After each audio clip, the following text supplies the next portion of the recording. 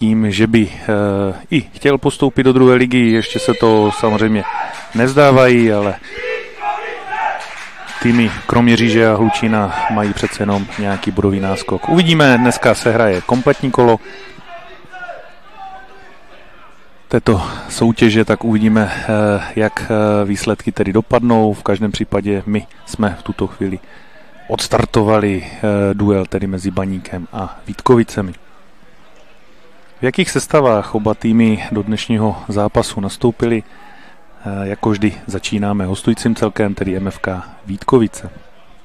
V brance s jedničkou Radovan Murín, s číslem 17 je do hry připraven Emanuel Boafo, s číslem 4 kapitán týmu Josef Bystřičan, se 14 Dino Vadnov, s 6 Mateo Burgo, s 16 Filip Zouhar, s 13 Jakub Tamajka, s 5 David Zogata, s 11 Jakub Vrbka, s 24 Rostislav Chýlek a s 23 Lukáš Ráb. To je základní sestava. Náhradníky jsou s číslem 30 brankář náhradní Tomáš Košický.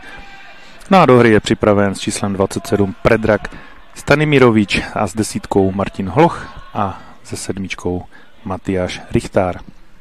Trenérem hostujícího celku je Martin Motička, Karel Semelka. Tak toto je tedy hostující celek, no a nyní sestava ještě domácího Baníku Ostrava. V brance s číslem 33 Josef Struhař a do hry s číslem 2 zasáhl Roman Zálešák, s 6 Stanley Čukvudy, se 7 Adam Provazník, s 8 Jakub Drozd, s 10 Marek Jaroň, s 12 Gaj Elekana, se 14 Michal Golciridze, s 15 David Stoklásek, 17 má kapitán týmu Zdeněk Říha, no a základní sestavu s 21 zavírá Denis Látal. Náhradníky jsou do branky s číslem 1 Mikuláš Kubný, s 3 Martin Temel, s 5 Karel Michlík, s 11 Patrik Halda a s 23 David Krupička. Trenérem domácího celku je Milan Chalupa a asistentem Ivo Staš. Dnešní utkání jako hlavní rozhodčí řídí pan Tomáš Řezníček a asistenty jsou Simon Vejtasa a Tomáš Ehrenberger. Delegátem utkání pan Jiří Jurička. Takže formalitky máme za sebou a už se jdeme nyní věnovat hře. Toto byl faul od Lukáše Raba, který tam zbořil Elekanu.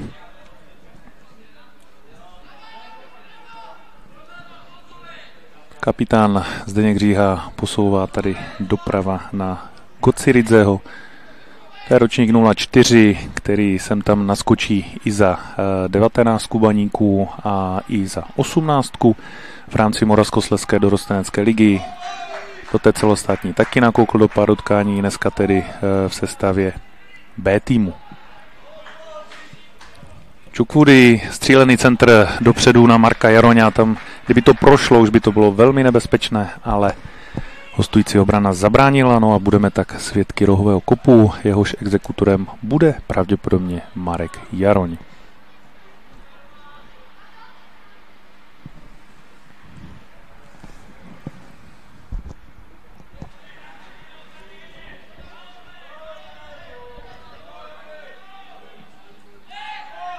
No a to byl opravdu velmi dobrý centr a Zdeněk Říha jako správný kapitán mohl zahájit toto utkání vedoucí brankou, ale nestalo se.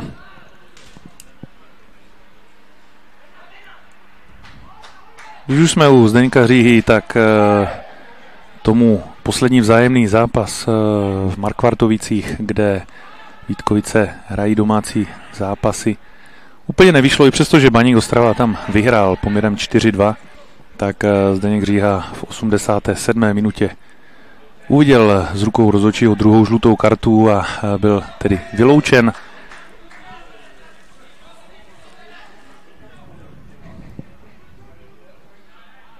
Tento centr nenašel adresáta, tak golman Radovan Murín, který samozřejmě prošel kompletně mládeží Baníku Ostrava, byli v kádru A týmu Baníku a v tuto chvíli tedy nastupuje v třetiligových Vítkovicích, bude tedy aktuálně rozehrávat z Malého Vápna. Těch hráčů, kteří prošli Baníkem Ostrava, je tady opravdu spoustu.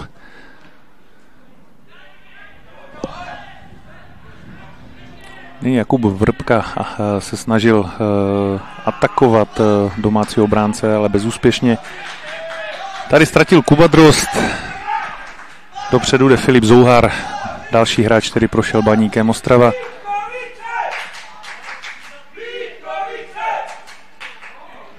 A to byla střela, která se nevešla mezi 3 tyče a tak bude od branky rozehrávat Pepa Struhař. Brankář, který v podstatě celý podzim chytal za 19 v rámci celostátní dorostenecké ligy. Dneska těch příležitostí v 19 už tolik nedostává.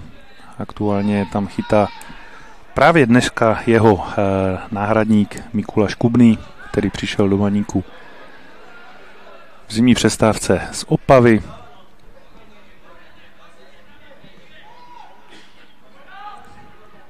Kolikrát naskakuje za B tým Martin Hrubý, ale vzhledem k tomu, že A tým Baníku Ostrava hraje dneska ve Zlíně, tak není dneska samozřejmě trenéru Milanu Chalupovi k dispozici.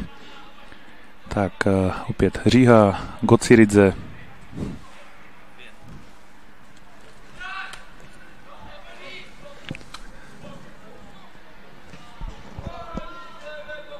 Jsem se tady pozdravil jenom s klukama z 19, kteří samozřejmě mě znají, protože trénuju taky v Baníku, takže je jich tady poměrně dost. Viděl jsem tu Tomáše Sirotka, Rama Zelenku, Sebastiana Diviše a všechny tyto kluky, takže tým je na dálku zdravím, protože kolem jenom prošli ze spod, ale jsou tady a to je důležité, že zajímají tento zápas B týmu.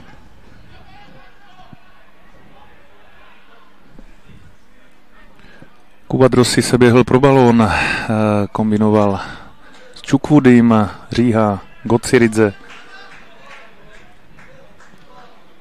Zálešák, opět Kuba Drozd, Elekana. To je dobrý balón, tam směřuje Denis Látal a pozor, je to branka. Ani si nedovedu představit, jak to prošlo Radu Murínovi, tato střela. A máme 8. minutu utkání a Denis Látal dostává Baník Ostrava do vedení 1-0.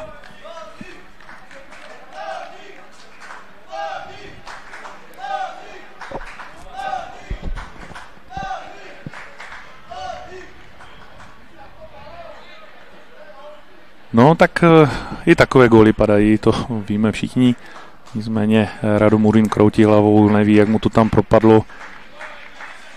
Já jsem si úplně ze začátku nebyl jistý, kdo vůbec tu branku dal, jenom podle čísla dresu, protože jsem Denise asi nějakou dobu neviděl. Laty má nějaký přeliv na hlavě, takže Denis Látal.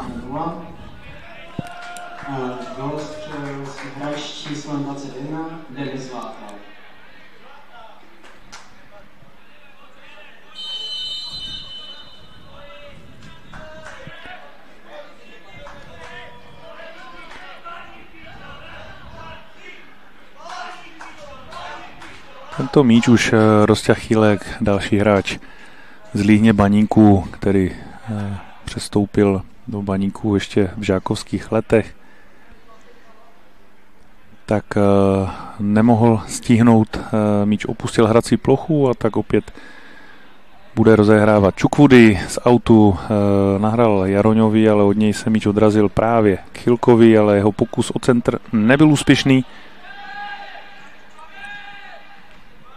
No a teďkom, kdyby Denis Látal nestratil přehled o tom, kde se odrazil míč od jeho hlavy, tak možná by pelášil vstříc Radu Murínovi ke své druhé brance, ale to jsou jenom kdyby. Bystřičan, dlouhý balón po levé straně na Rába, ten bojuje o míč s Říhou a bude to out pro hostující Vítkovice.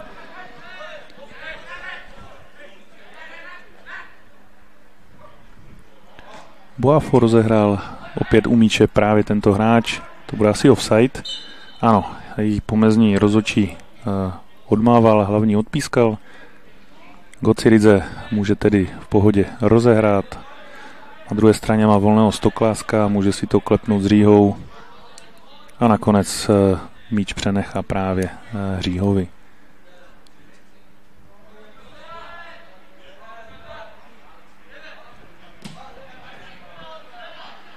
Látal. To bude faul. Odpískán a faulovaným byl Jakub Vrbka.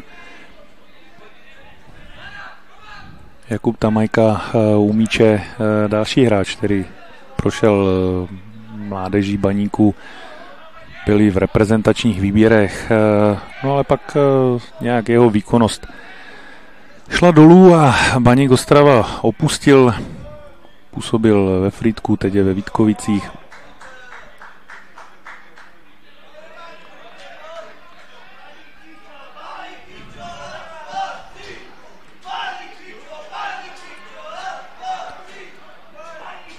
A pozor, teď přihrávka, která prošla mezi nohama Stokláskovi a tam ale včas zasáhl domácí obránce a odkopl.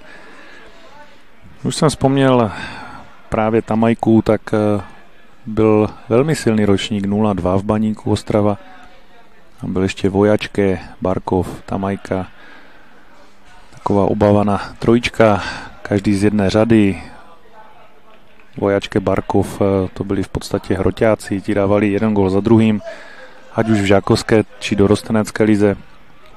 No a Barkov působil ještě na podzim tady v Bčku Baník Ostrava, nyní je, pokud se nepletu, ve Frýdku Místku. Ta Majka je tady, a kde je Vojačke, to opravdu nevím. Elekana dobře posunul míč do leva na Provazníka, ale jeho centr na Zálešaka nebyl úplně ideální a bude z toho tedy nakonec rohový kop.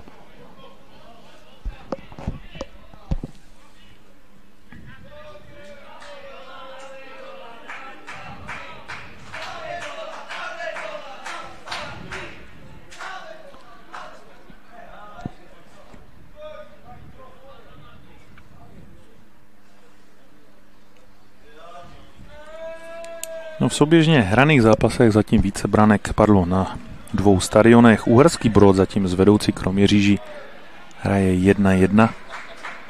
No a v Uničově Velké Meziříčí rovněž hraje 1-1. Uničov, taková aktuální štika, protože pod trenérem Balcarkem, a toto je faul, který by možná i mohl být za žlutý kartonek, protože to bylo stažení za dres, ale rozhodčí Řezníček ponechává zatím bez.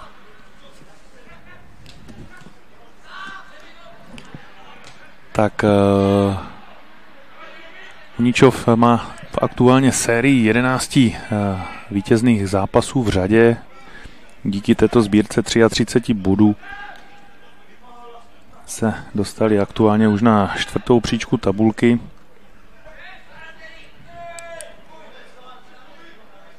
No teď nebezpečný průnik a tento pokus ze strany úplně nevyšel hostujícímu Filipu Zouharovi a míč ani nepřekročil brankovou čáru. Bude z toho tedy autové vazování, které si na starost vezme Čukvudy. Ne, Čukvudy přenechal Stokláskovi.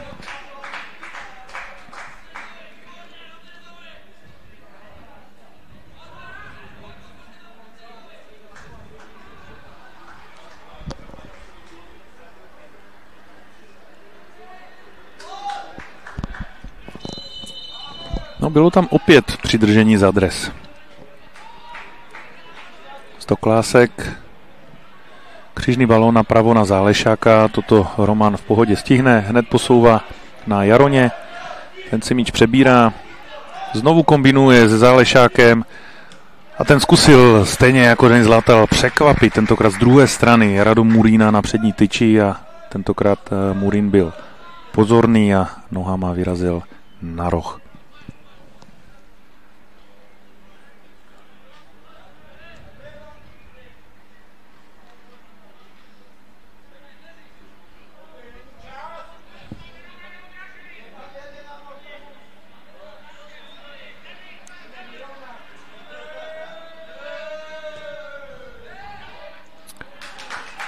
Centr Jaroně Radomurín bravurně stáhl do svých rukavic a rychle založil protiútok.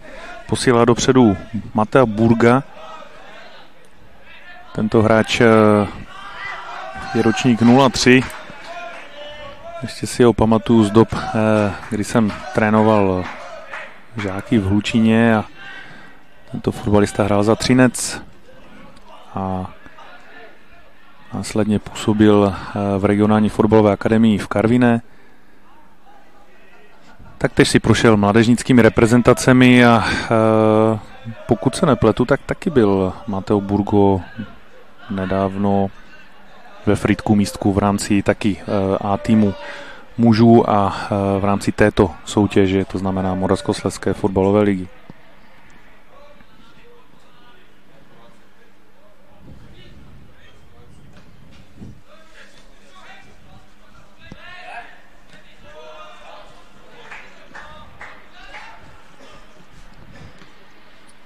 Drozd sklepl na provazníka a tento míč se od něj odrazil už dost. Dostihl ho Bystřičan, posunul na Murína, takže Bystřičan v klidu opět dostal míč zpátky a může rozehrát.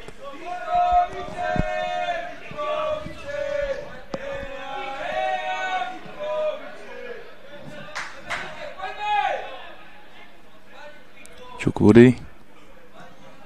Byl dobrý balón na Latala, tam mu chyběl krok, aby si ho prvním dotekem nasměroval zase opět rovnou na bránku. Ale to je dobrá klíčka, ale zakončení levou nohou Denisovi v tuto chvíli nevyšlo. No tak v 17. minutě stále platí výsledek 1-0. Tam Čukvudy teď proběhl, míč letí na Chýlka. Otočil se s míčem směrem nahoru Jakub Vrbka a posílal opět Chýlka dopředu a před Chýlkem ale včas zasáhl David Stoklásek.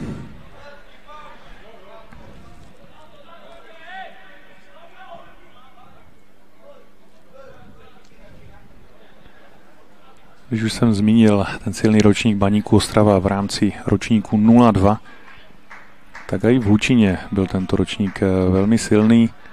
Právě ještě v kategorii U15, poté už tito hráči všichni přešli do Baníku Ostrava a byl to právě s 15 hrající David Stoklásek.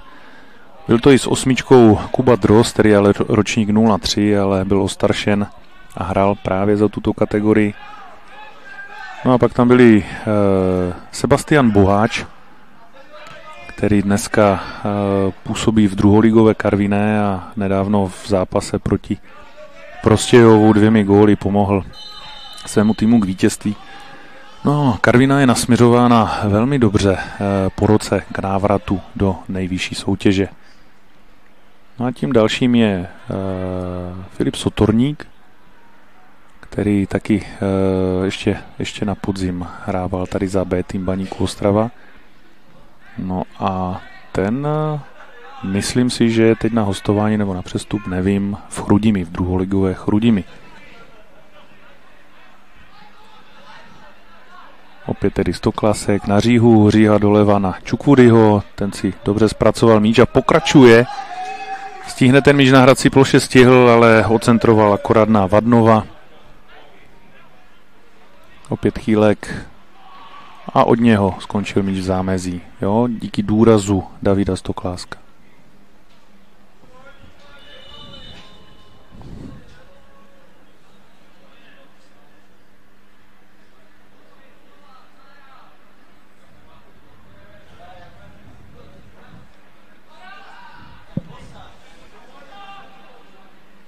Opět Bystřičan. Ten se gólově prosadil v tom posledním vzájemném zápase za Vítkovice. To je po několikáté, co hostující hráči pomohl přidržením. Tentokrát to bylo oběma rukama. Roman Zálešák nemohl pokračovat ve hře. No a budeme tedy ve 20. minutě opět svědky standardní situace. Z pravé strany míč bude zahrávat buď Kuba Drozd, nebo Adam Provazník. Ten se blízkol v minulém zápase 3 góly, porazili tady vysoko výsledkem 6-3. Celek Blanská, teď centr, hostující obrana jenom posunula zatím za sebe, takže nebezpečí stále trvá. Zálešák přistrčil na Jaroně, opět Zálešák dozadu na Elekanu. To je dobrý balón. Stoklasek se snažil dát ještě pod sebe, ale tam ze 7 Adam Provazník proběhl a nedostal se tedy k zakončení.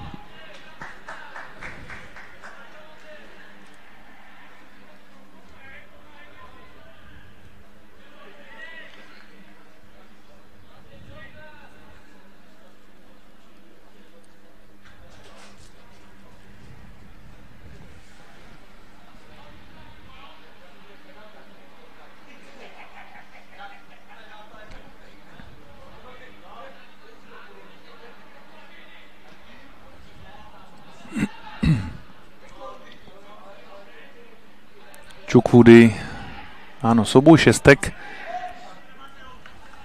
Chukwudi se dostával už před Burga, ale Mateo Burgo nakonec s kluzem dokázal zabránit postupnému útoku a o tomu přímému ohrožení od Chukwudiho s kluzem a budeme tak opět sledovat rohový kop a opět jej bude zahrávat Marek Jaroň.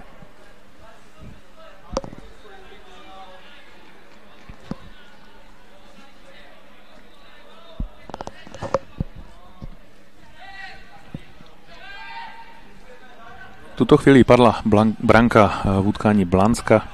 To doma v tuto chvíli inkasovalo gól z kopaček Rosic. Takže Blansko Rosice 0-1, Baník Vítkovice 1-0. Hranice Zlín 0-1, Uherský Brod Kroměříž 1-1, Uničov Velké Meziříčí rovněž 1-1 a branka zatím nepadla v duelu Vrchovína Hlučín a Frýdlant Znojmo, tam aktualizace skóre zatím není. Opět Bystřičan. Zouhar doprava, to je na Tamajku. Tamajka se zkusil přejít přes Stokláska, ale nepovedlo se mu. Stoklasek na Jaroně. Jaron si postrčil míč a si to chtěl udělat jinak. Tomu nevyšlo, míč skončil v zámezí a Vítkovice rychle rozehráli.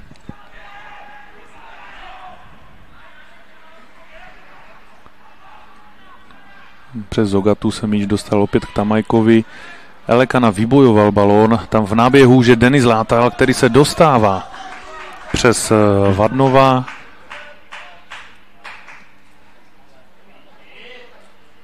Toto Denisovi úplně nevyšlo. Ještě tam pravděpodobně fauloval. Od Chukwudiho míč v zámezí. Vítkovice tedy budou zahrávat out.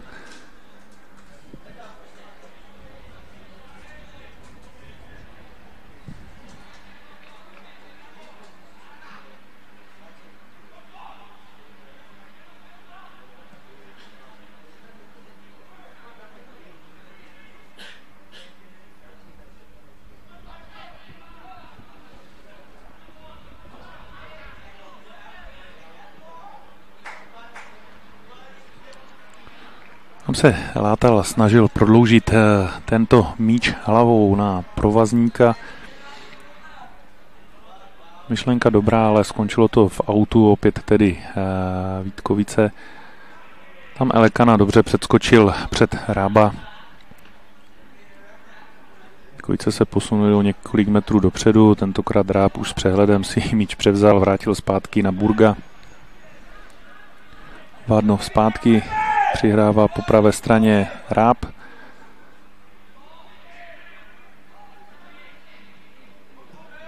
A to je dobrý balón. Toto určitě offside nebyl, ale tam bude určitě rychleji Bystřičan.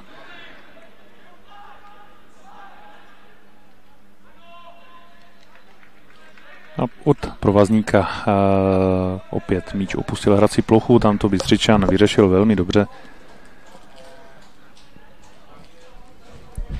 Moc brankových příležitostí nevidíme. Gólman domácích Pepa Struhař vlastně absolutně bez práce.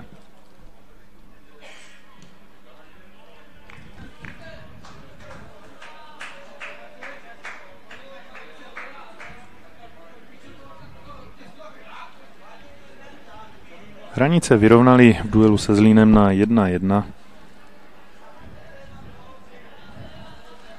Hranice potřebují samozřejmě bodovat, protože jakožto nováček, který postoupil v minulém roce z divize, tak Dneska ta situace kolem toho, kolik týmů bude padat z třetí ligy, je zatím nejasná, ale teď pozor, tam Marek Jaroň se nakonec dostal k míči, ale jeho přistrčení hlavou lízlo lehce Bystřičana a od něj míč skončil u Murína. Takže kolik týmů bude padat z Moravskoslezské ligy do divize, určí samozřejmě osud druhé ligy. Zatím to právě pro Moravskoslezskou není úplně dobře nakloněno, protože tam na sestupové pozici jsou právě moravské týmy. Aktuálně to je vlastně Opava a Třinec.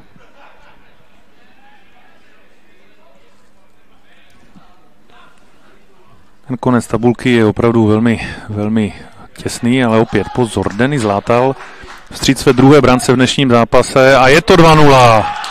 27. minuta utkání a i tento dneska, teď nevím, jestli třetí střelecký pokus Denise Látala, tak druhá úspěšná protlačená střela skrz Rado Murína a máme to 2-0.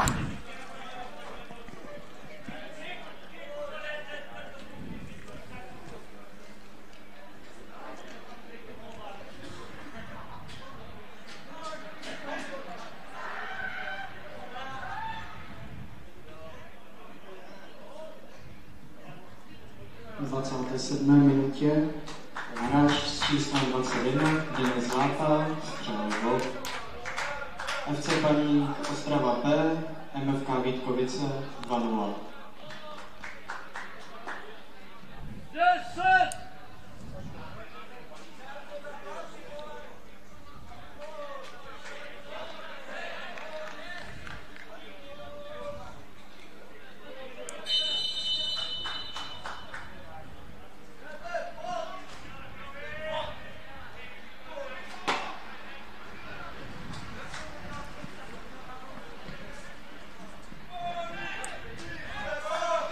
Teď Pepa Struhař musel řešit tuto situaci a měl teď trošičku i štěstí, že hostující hráči si neporadili lépe s tím jeho pokusem o odkop, protože už tam zývala prázdná bránka. Stále tedy 28. minuta a domácí celek vede zatím s přehledem 2-0.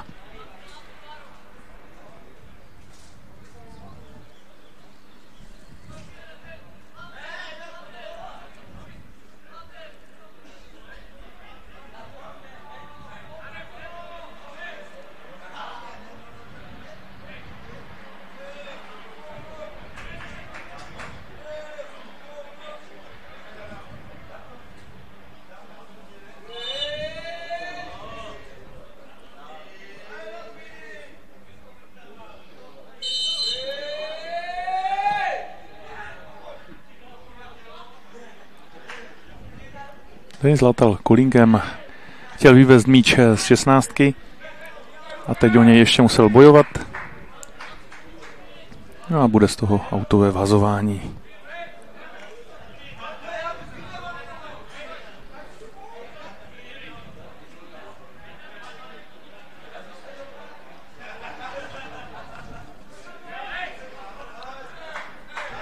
Gociridze.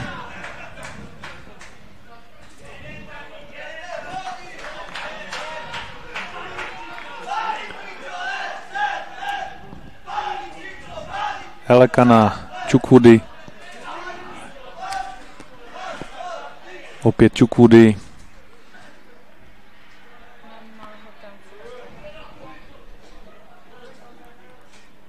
Tam byl lehce přidržen Kuba Droza. Dostává se ke střele a Rado Murín pravé tyči musel lehnout, aby zachytil tento balón a nedopustil, aby třetí střela skončila za jeho zády. Ve 30. minutě tedy Baník Ostrava vede nad Vítkovicemi 2-0. Nyní Rado Murín rozehrává na Tamajku. Ten klamačkou si chtěl poradit, ale málem z toho byl break a prostrčení na Marka Joroně, což se nakonec nepodařilo.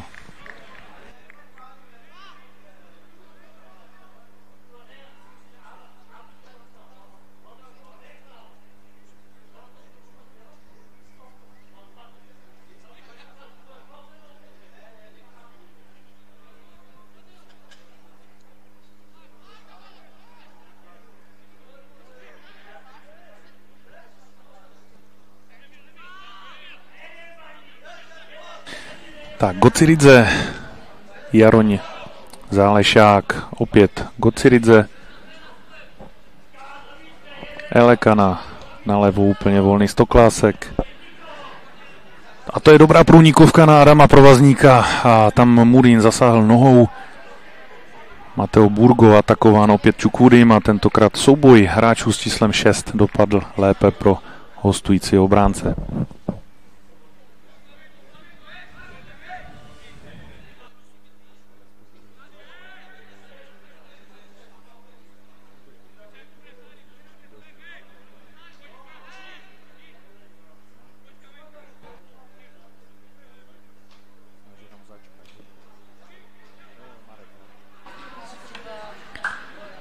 Tento odkop se Radovi úplně nepodařil, opustil hrací plochu a David Stoklasek už od podavače dostal balón.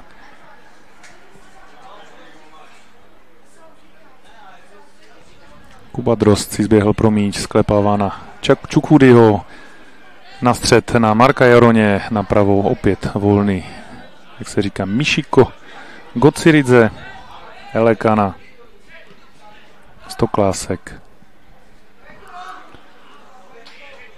Opět Gociridze, tam si ho míč říkal nahoře Adam Provazník, ale míč nedostává. Míč se přesouvá na kapitána Zdeňka Říhu, ten kolem Rába si rychle míč prohodil, posunul opět na Jaroně. Opět Elekana. Míč mu trošičku utekl, ale dostal se k němu zpátky rychlým repressingem. Opět Jaroň. Průnikovka na Zálešáka, ten dává míč do malého vápna, ale lehce stečovaný hostující obranou. Míč skončil na kopačkách nebo v rukavicích Radu Murína.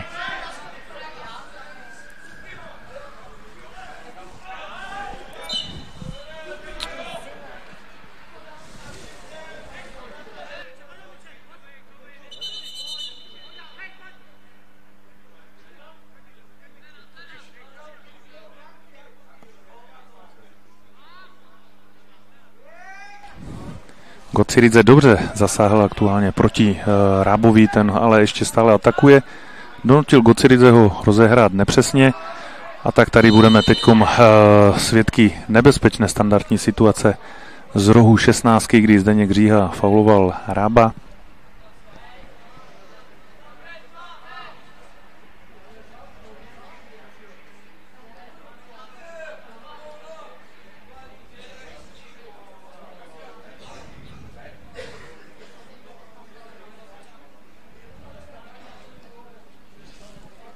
U míče je Jakub Tamajka jako pravák. Se nabízí samozřejmě dvě varianty, že to zakroutí rovnou na branku Pepi Struhaře, anebo najde čepovaným balónem někoho z nabíhaných hráčů. V dresech červených tam se lehce požduchuje právě Ráb a Gociridze. Tak pojďme, 34. minuta utkání a čepovaný míč nakonec našel jednoho z hostujících hráčů, ale od Davida Zogaty, od jeho hrudi se míč dostal za brankovou čáru. No a Josef Struhař už je připraven k rozehrávce z malého vápna. Nabízí se mu opět na středu Marek Jaroň, ale nalevo je jistější, nebo napravo z jeho pozice, z mé levé, ale z golmanové samozřejmě z pravé. Byl v lepší pozici Zdeněk Říha, nyní opět Gociridze. Tady se nechal Roman Zálešák přeskočit. Chýlek a tam Stoklasek musel jít do skluzu, aby zabránil tomu, aby se hostující celek dostal do nebezpečné situace a do zakončení. Po dalším nákupu signalizuje pomezně rozhodčí offside.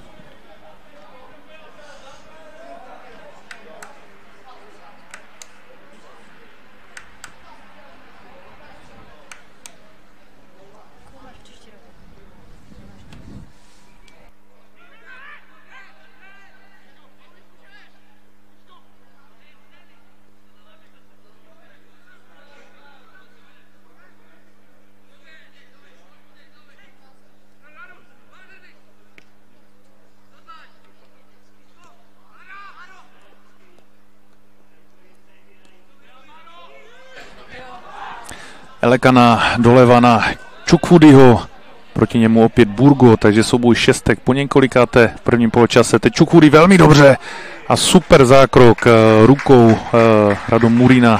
Ten reflexivně vyboxoval tento míč nad branku. No a v 36. minutě bude domácí celek opět zahrávat rohový kop. Opět k míči jde Provazník a Marek Jaroň.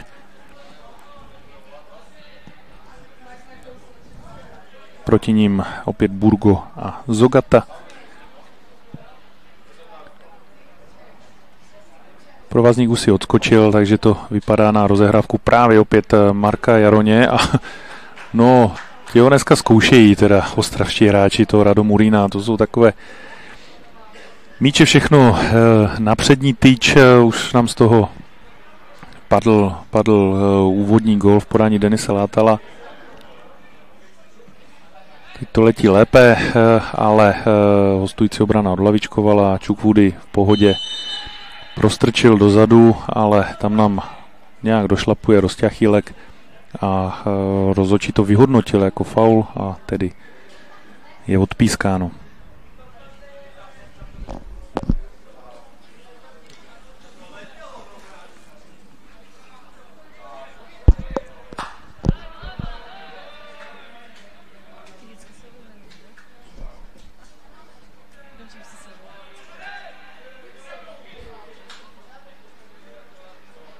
Bystřičan, Murín,